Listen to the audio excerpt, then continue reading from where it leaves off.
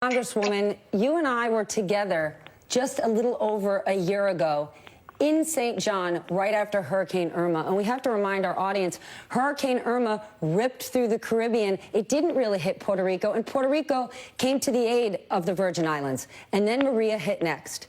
Right after Irma and Maria, the Virgin Islands were devastated, as was Puerto Rico. 6 months later, the Virgin Islands looked a whole lot better, and Puerto Rico continued to suffer. Give me an assessment of where things are now.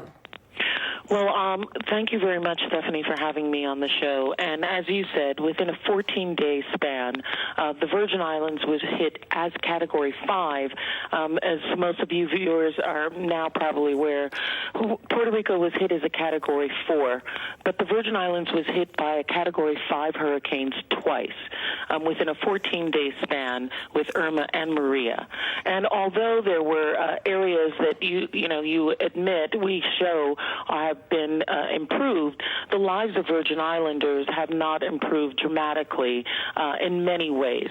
We had an estimated damage of over $10.7 billion from the storm. As you said, most of our energy sources, our power lines were out, telecommunications gone, up to 105,000 residents were without power, along with many homes.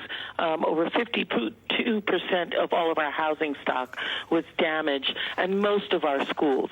And just to give you a sense of this, you are feeling frustrated, people in Puerto Rico are feeling frustration at how the president is discounting what's happened in Puerto Rico. The president has yet to visit the Virgin Islands, and we hear almost nothing in the news media about what is happening on the ground in the Virgin Islands today. I'm really grateful to you, Stephanie, for having this. Just to give you an example, we lost 17 of our 31 public schools. Our children were on split sessions where they were sharing facilities and only in school for 4 hours a day for a year. And we still now, when we're trying to bring our schools up to par, we have young people who are sitting on milk crates. We're sitting on desks, sitting on blankets on the floor when school opened this September. So we're far from where we need to be. And I think it is the slow walk of this administration in putting out the funding that Congress was generous with, as well as putting additional restraints on us in terms of having the funding to be in place so that we can begin the rebuilding of our territory. It is stunning to me that the president hasn't been to the Virgin Islands since. One thing that the Virgin Islands, specifically St. John, benefited from was private philanthropy, whether it's Kenny Chesney or Bloomberg Philanthropies, and that did a lot. If you didn't have all of that private philanthropic support, if you had to rely on the U.S. government aid, where would you be?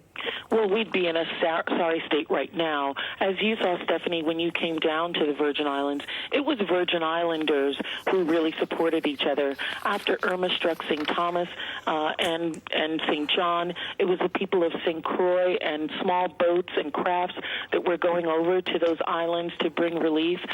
We received a lot of support from our sister island of Puerto Rico.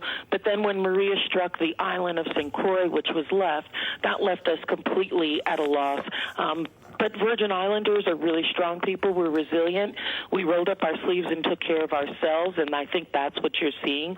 We were able to get our power lines back up sometime after Christmas, but we're going to continue to need your help, and I'm really grateful for people like you, Stephanie, and MSNBC for continuing to highlight what's happening here in the Virgin Islands. Well, thank you so much. When they say love for Love City, they mean it. Congresswoman, thank you. Tim, thanks so much.